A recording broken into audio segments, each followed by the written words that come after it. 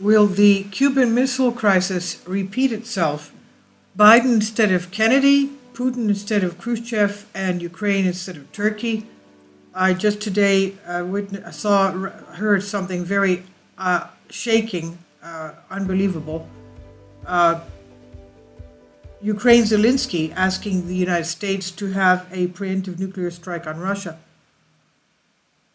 Now, anyway, going back to this, at the last hour, the world moved away from the brink of the nuclear abyss where it had arrived at that time with Kennedy and Khrushchev of Russia.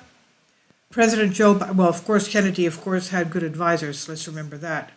Now, President Joe Biden has said the risk of nuclear Armageddon is at its highest level since the 1962 Cuban Missile Crisis, as Russian officials talk about the possibility of using tactical nuclear weapons after massive setbacks in their 8-month invasion of Ukraine. Biden said Russian President Vladimir Putin is, quote, a guy I know pretty well, end quote, and that the Russian leader, quote, is not kidding when he talks about using tactical nuclear weapons or biological or chemical weapons, end quote. And he added, we have to face the prospect of Armageddon from the Kennedy era and the Cuban Missile Crisis. So these are very, very significant and heavy words. He argued that the threat from Putin is real, quote, because his army is, we could say, significantly inferior, end quote. Is coming from CNN. Now, U.S. officials have for months warned about the prospect that Russia could use weapons of mass destruction in Ukraine, as it has faced a series of strategic failures on the battlefield, although Biden's remarks marked the strongest warnings he has issued yet. Moment the American government about the nuclear strike. It was not about a nuclear stake. It was not immediately clear whether Biden was referring to some new assessment of Russian intentions. Until this week, however, U.S. officials said that they had seen no change in Russia's nuclear capabilities that would require a change in the alert posture of U.S. nuclear forces. Quote, we have seen no reason to adjust our own strategic nuclear posture, nor do we have any indication that Russia is preparing to use nuclear weapons immediately, end quote. White House Press Secretary Karine Jean-Pierre said Tuesday. The 13-day standoff in 1962 that followed the U.S. discovery of the Soviet Union's secret nuclear weapons development in Cuba is considered by experts to be the closest the world has ever come to nuclear annihilation. This crisis during the administration of President John Fitzgerald Kennedy sparked a new focus on arms control on both sides of the Iron Curtain.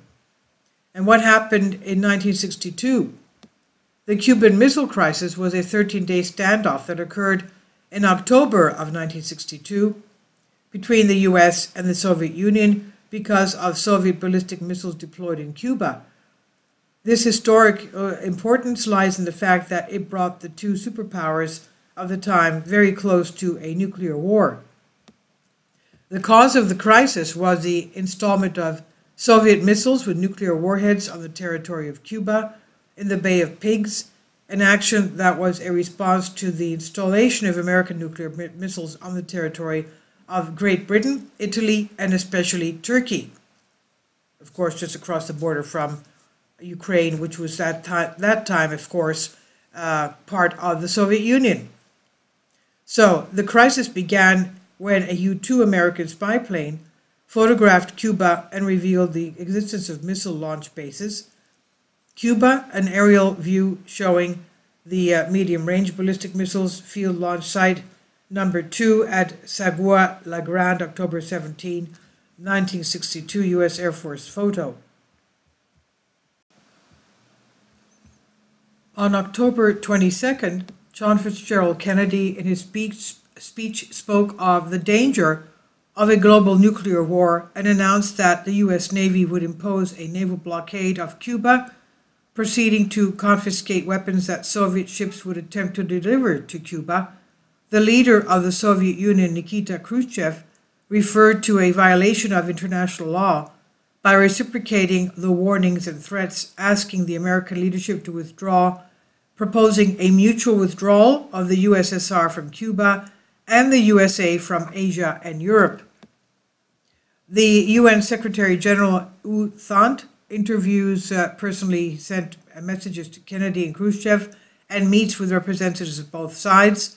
And on October 28, he announced that the installation of missiles in Cuba would cease, while already installed missiles would be returned to the Soviet Union. In return, Kennedy pledged that they would not invade Cuba, while at the same time he secretly accepted the removal of American missiles that were on Turkish soil. End of the crisis. On the crucial day, October 27, and having already received Khrushchev's second letter, Kennedy decided to respond to the Soviet leader's first secret letter, in which he had not yet raised the issue of Turkey. The American compromise proposal was clear. Quote, "You will agree to remove these weapons systems from Cuba under proper control and supervision of the UN, and you will undertake with suitable guarantees to stop the further importation of such weapon systems into Cuba. We, for our part, will agree upon reaching the appropriate arrangements through the UN to fulfill and continue to fulfill these obligations. A, to immediately lift the blocking measures now in force, and B, to provide assurance against invasion of Cuba. I am confident that other states in the Western Hemisphere will be ready to act accordingly. If you give your agent similar instructions, there is no reason we could not complete these arrangements and announce them to the world in a day or two." End quote. Indeed, the next day, October 28, in a lengthy letter to U.S. President Kennedy, which was even broadcast by the Moscow radio station, Soviet leader Khrushchev accepted Washington's proposal to withdraw the missiles in exchange for an assurance that the USA they will not invade Cuba.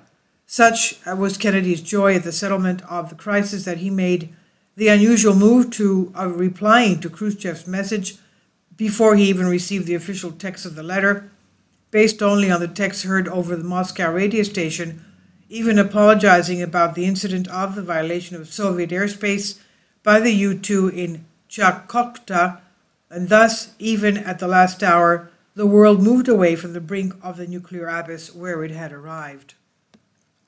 This is from bankingnews.gr, and I've translated this for you from a Greek article.